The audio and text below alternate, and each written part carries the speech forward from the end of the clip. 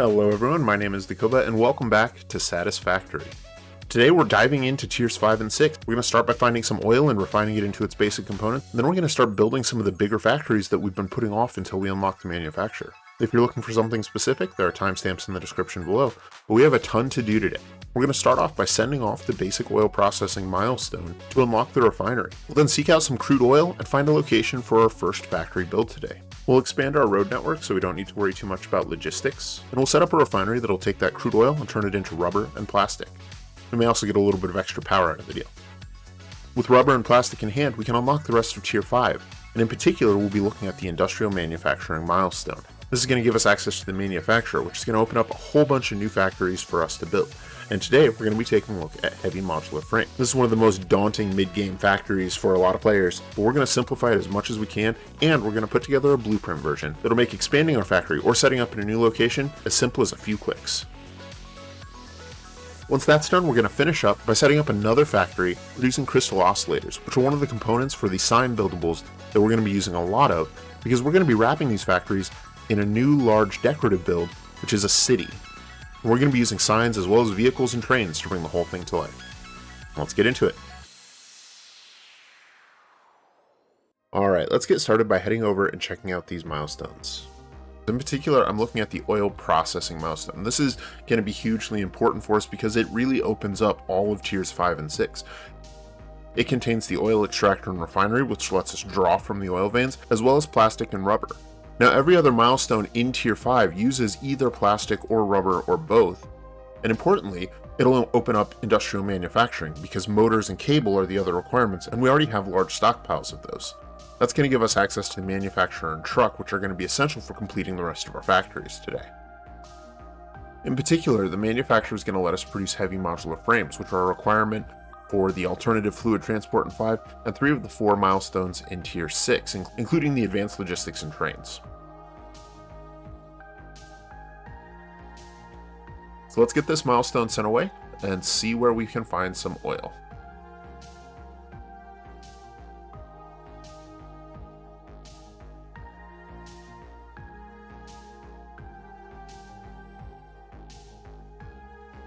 Alright, now a scan for oil shows some veins to the northwest and the coast, in particular 2 normal veins and a pure vein. I believe there's another pure vein up here as well. That's going to be perfect for us. Those normal veins are going to be everything we need to get through the next couple milestones, and those pure veins are going to let us really speed along our production later on once we have the basics set up and are prepared to handle the larger factories and in particular power plants that we'll want going into the next phase of the game. Alright, our next step is going to be to take our road and expand it all the way up to those oil veins and scout out where and how we want to set up our next factory. Let's get into it.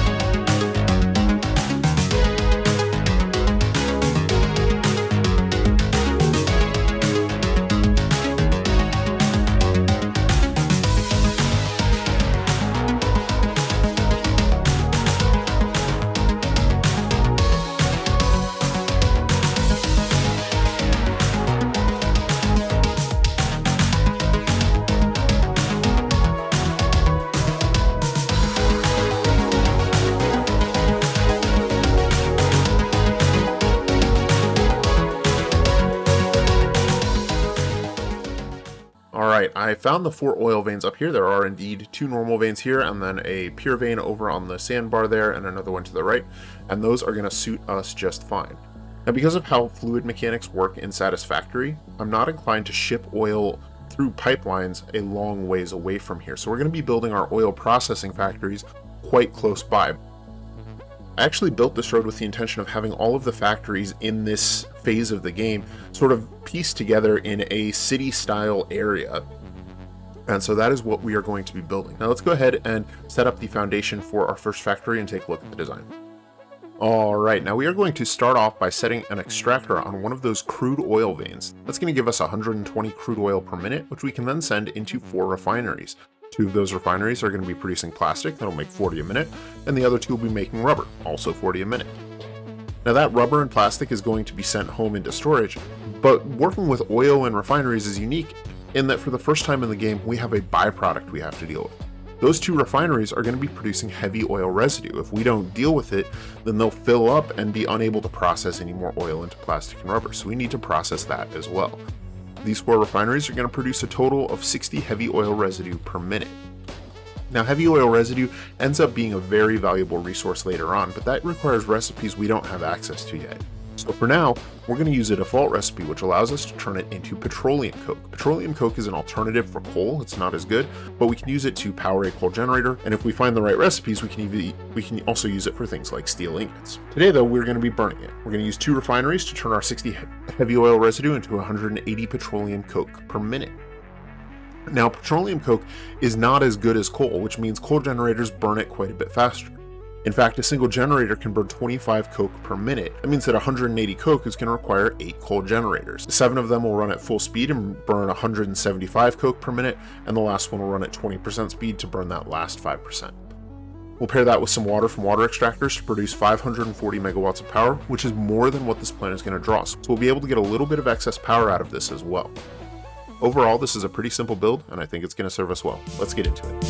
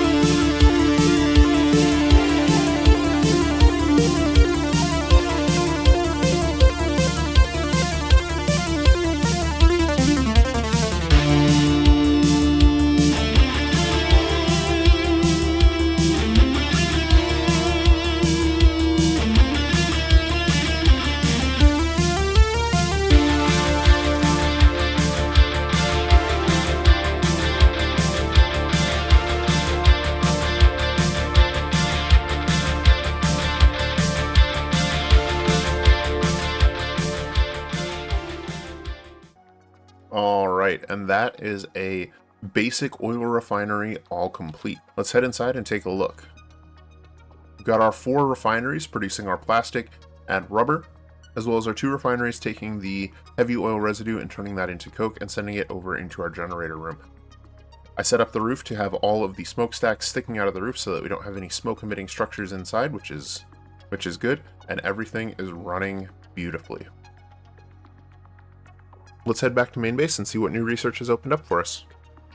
Alright, and with our basic oil refinery all complete, we now have the materials we need to unlock industrial manufacturing. So let's get this milestone sent away. And take a look at the manufacturer. Now the manufacturer is going to require some heavy modular frames, so I'll get to crafting those up. But I also wanted to take a look at the MAM and see what research is unlocked for us there. Now I've been sending hard drives trying to pick up some alternate recipes, and I've had some mixed results. I found a couple of winners, but I've also found a lot of really niche recipes that require very specific resources in order to be useful. But there are a number of other things that are available to us in the other trees in the MAM, particularly in sulfur. We now have the ability to unlock explosives, and I happen to have stumbled across a sulfur vein in the hills near our coal power plant. So I'm going to go pick up some sulfur, and then we'll come on back and take a look at these trees. Alright, I gathered up a bunch of resources, and now there's a whole bunch of stuff that we can unlock in the MAM. We're going to start off with black powder. The rest of the trees in sulfur are going to require us to craft up some black powder, but I've got the resources to do that, so we'll go through that here in just a minute. But we can also get compacted coal, which allows us to use sulfur to make our coal power a little bit more efficient. That's not something we're real likely to use, but importantly, it's a component in turbo fuel, which is something that I kind of want to do later on in the series. I also crafted up a bunch of crystal oscillators in order to get the Explorer, and also to have some signs for decorating our next factory build. Let's go ahead and grab the Explorer so we'll have an easier time getting around. Alright, and with that research out of the way, we can get back to working on hard drives and jump into our next build.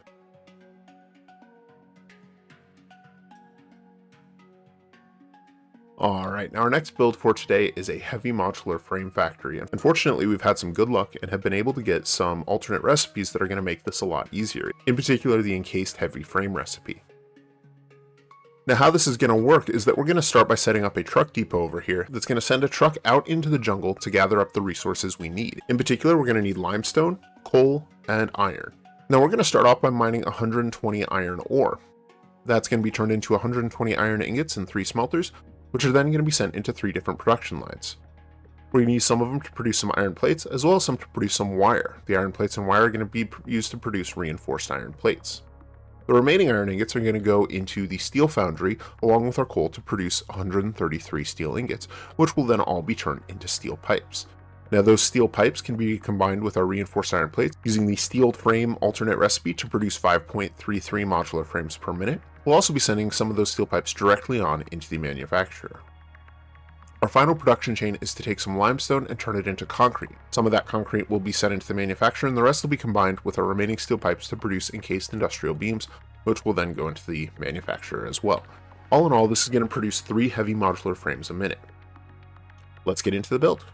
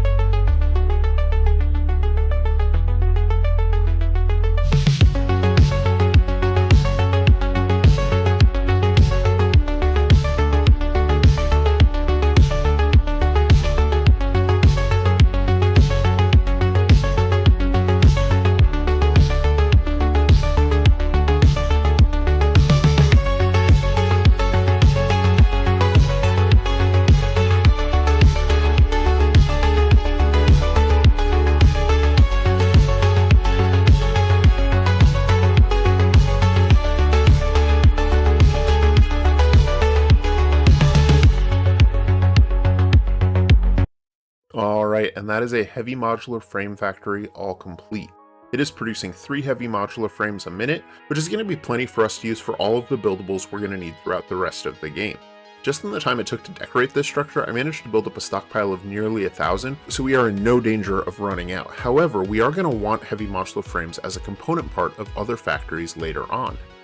They're used in several space elevator parts as well as other endgame components, things like turbo motors. So we're going to want to be able to take this entire factory and shrink it down into the size of a blueprint so that we can use it as a component part in other factories later on. Now I've set up a staging area over here, so let's see what we can do with it.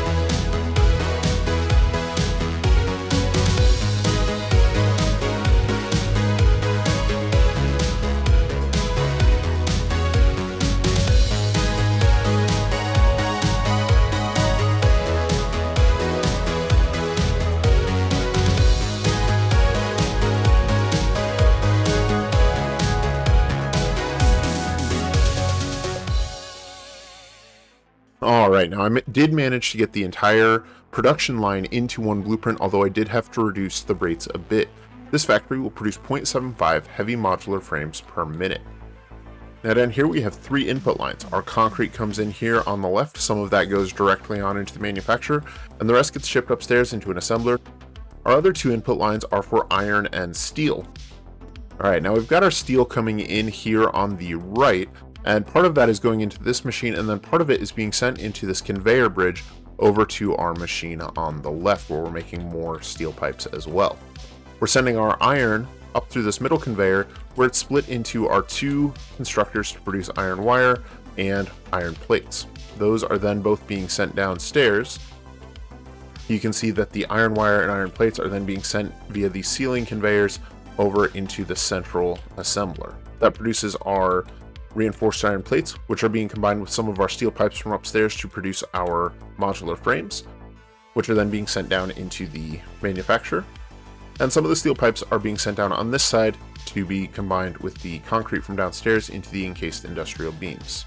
Now our last set of steel pipes is coming down through this conveyor along the roof here over into another conveyor lift structure, which is going downstairs and feeding steel pipes directly into the manufacturer. And if we come down here to the manufacturer, you can see that this will produce heavy modular frames at a rate of 0.75 per minute. Now we always have the option of duplicating this if we need more production than that, and we frequently will, but because it's a blueprint, that'll be quick and easy, and the material requirements are not that heavy.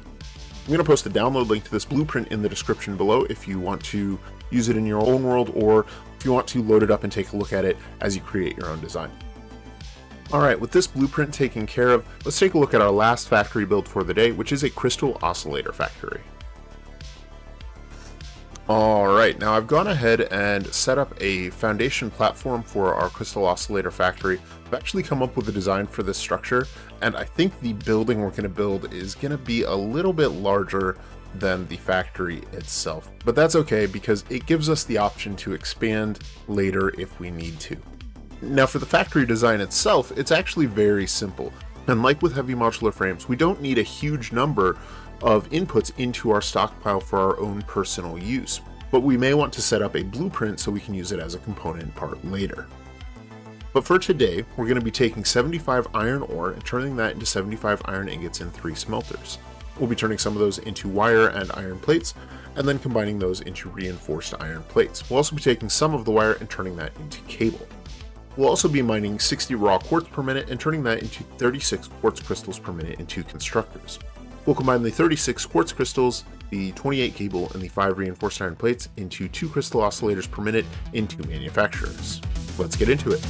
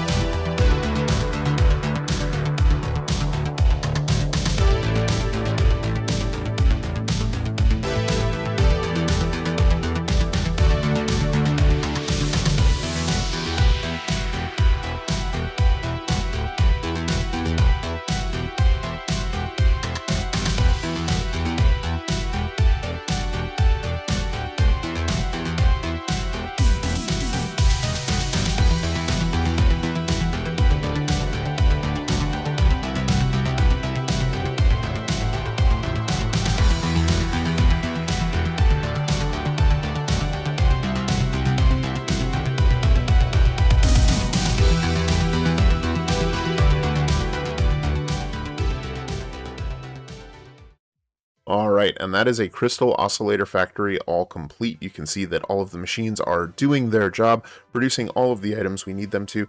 The constructors are producing the iron plates and wire, which are then being combined into the reinforced iron plates. We have some of the wire also being turned into cabling and sent into the manufacturer. And then we're actually a little bit backlogged on the quartz crystals, but that's okay. They will eventually all be consumed, and the manufacturer is producing the crystal oscillators for us. Now, to supply this factory, I went ahead and modified the truck line into the jungle that we're using for our heavy modular frame factory. I simply re-recorded it to also include a pickup of the raw quartz, and then I changed the tuning on the iron miner to accommodate the iron for this factory. So we're actually using the same logistics system.